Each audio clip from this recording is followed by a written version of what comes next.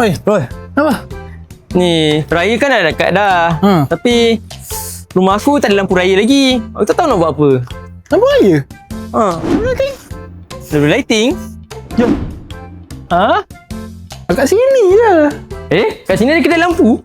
Bukan setakat kedai lampu. Kau tengok tu. Dah nampak dah lampu raya dia. Oh. Okey. Oh, yo. Yeah. Ini bukan untuk raya kita je ni. Ini sampai raya haji, sampai Christmas. Sekali ingat aku sem. Oh, sekali nak busem. Weh, thanks ah.